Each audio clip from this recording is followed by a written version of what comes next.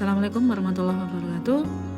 Kembali lagi dengan saya Yeni Aryani, CGP Angkatan 8. Pada kesempatan kali ini saya akan membahas tugas demonstrasi kontekstual modul 1.4 mengenai restitusi. Menurut Goosen, restitusi adalah proses menciptakan kondisi bagi murid untuk memperbaiki kesalahan mereka, sehingga mereka bisa kembali pada kelompok mereka dengan karakter yang lebih kuat. Selain itu, menurut Chelsom Goosen, restitusi adalah proses kolaboratif yang mengajarkan murid untuk mencari solusi masalah dan membantu murid berpikir tentang orang seperti apa yang mereka inginkan dan bagaimana mereka harus memperlakukan orang lain. Tindakan yang dilakukan adalah segitiga restitusi. Yang pertama adalah menstabilkan identitas, yang kedua validasi tindakan yang salah, dan diakhiri dengan menanyakan keyakinan.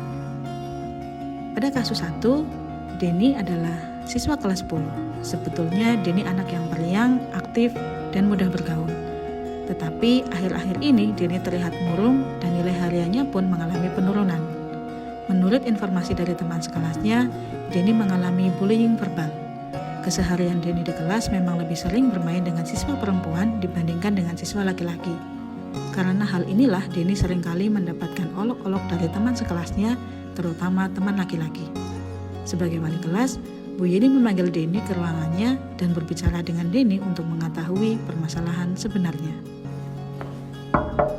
Assalamualaikum Bu Yeni. Waalaikumsalam Denny. Sini masuk. Silakan duduk. Maaf Bu, kata Anis Denny disuruh ke ruangan Ibu. Ada masalah apa ya Bu? Iya betul, Bu Yeni pengen ngobrol sebentar sama Denny, boleh? Iya boleh Bu. Oke, gini deh, Bu Yeni dapat laporan dari teman-teman sekelas Denny. Katanya Denny sekarang berubah menjadi pemurung, menyendiri, gak mau bergaul sama teman-teman yang lain. Ditambah lagi ada laporan dari Bapak Ibu Guru kalau nilai Denny bahkan turun. Denny ada masalah?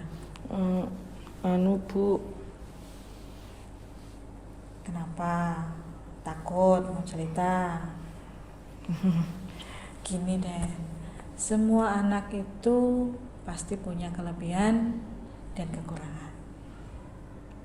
Ya, oke. Pasti ada solusinya. Kalau memang itu ada permasalahan, bisa dicari solusinya.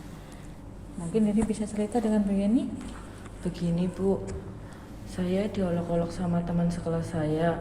Katanya saya nggak mau berteman sama anak laki-laki, maunya berteman sama anak perempuan saja. Ada juga yang bilang saya gendut Bu. Terus ada juga yang bilang saya tukang laporan ke BK tentang situasi di kelas. Oh, ada yang begitu? Iya, jadi saya sakit hati Bu. Ada yang mengolok-olok juga? Ada. Teman satu kelas? Ada, iya. Oh ya benar. Kalau memang misalkan Bu Yeni di posisinya Denny juga kayaknya bakalan sakit hati juga sih. Itu manusiawi. Tapi ya nggak apa-apa deh. Setiap manusia tadi kan nggak ada yang Sempurna. Oke. Cuma Bu Yeni mau tanya, Denny itu ketika diolok-olok sama teman, yang Denny lakukan apa? Denny cuman bisa diam Bu, walaupun sebenarnya Denny sakit hati sama marah. Cuma diam aja? Ya. Nggak berkelahi sama mereka? Enggak Bu. Wah, mantap. Kenapa? Berarti Denny punya kontrol diri yang keren, bisa Terima kasih, Bu. mengontrol emosinya sendiri. Untung cuma diam aja, nggak sampai berkelahi sama teman-teman. Mantap.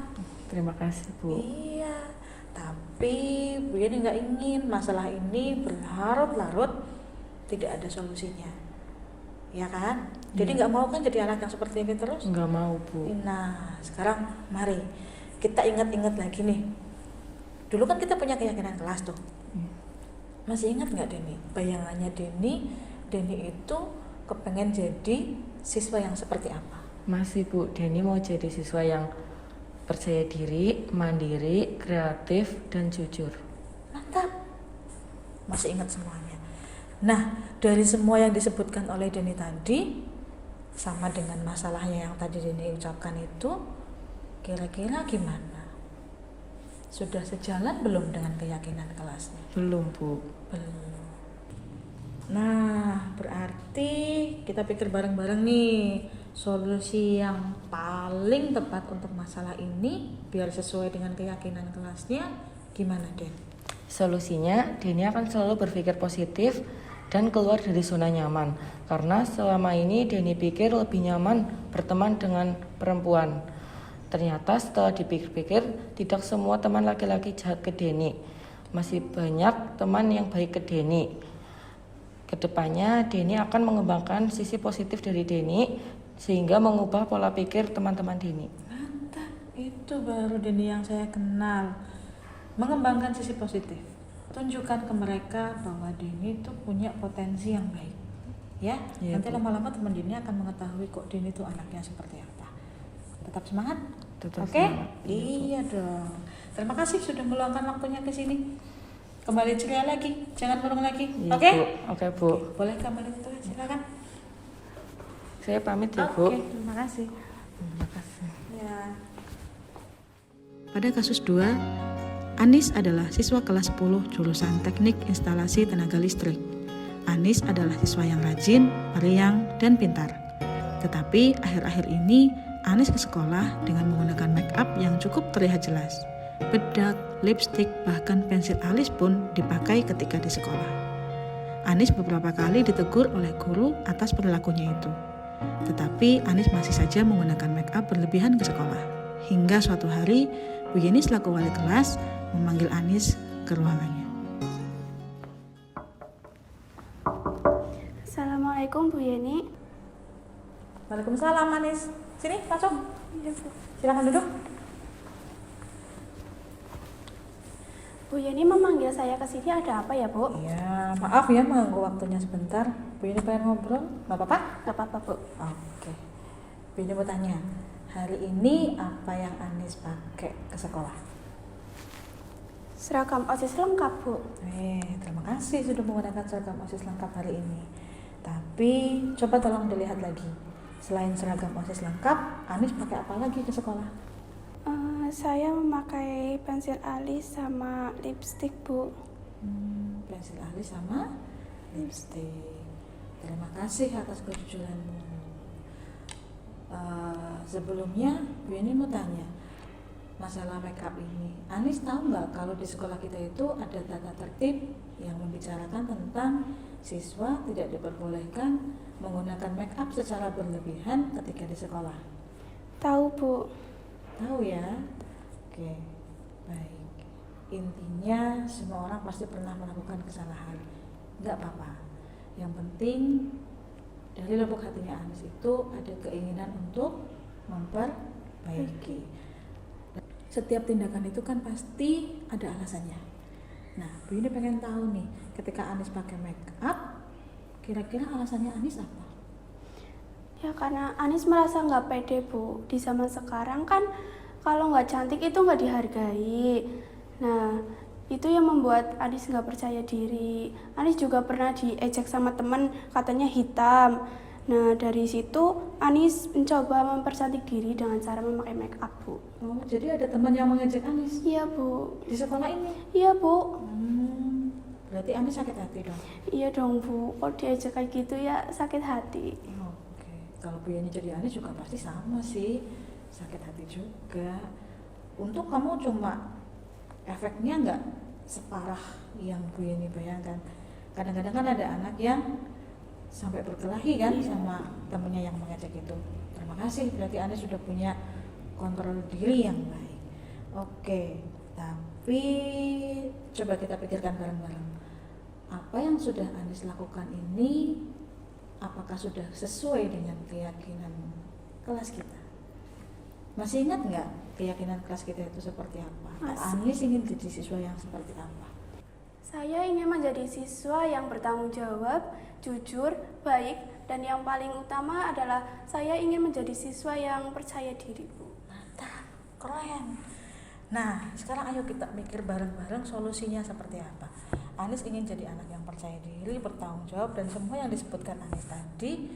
Tapi caranya gimana biar tetap tidak melanggar tata tertib? Punya solusi? Ya, kira-kira gini Bu solusinya. Di era zaman sekarang kan kita sebagai remaja seharusnya tidak menuntut diri sendiri untuk mengikuti tren yang ada. Kita seharusnya selalu bersyukur terhadap apa yang kita punya karena di dunia ini tidak ada yang sempurna. Mantap, itu yang perlu digarisbawah. Berarti kalau misalkan hari ini kita bisa mulai solusinya, kira-kira langkah pertama apa yang akan Anis lakukan untuk menyelesaikan masalah ini? Anis mau membersihkan makeupnya, Bu. Mau ya? Mau dong, Bu. Mantap. Bu Yeni bantu ya? Boleh. Ini punya pembersihnya, tapi nanti tolong dibersihkan. Ya, Bu. Tolong dibersihkan ya. Ya, Bu.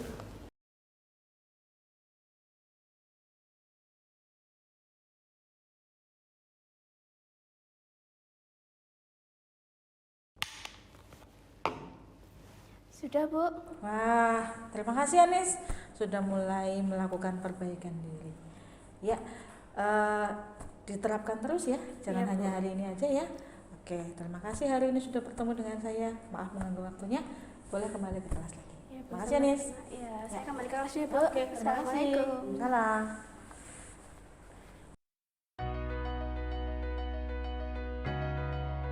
Assalamualaikum warahmatullahi wabarakatuh.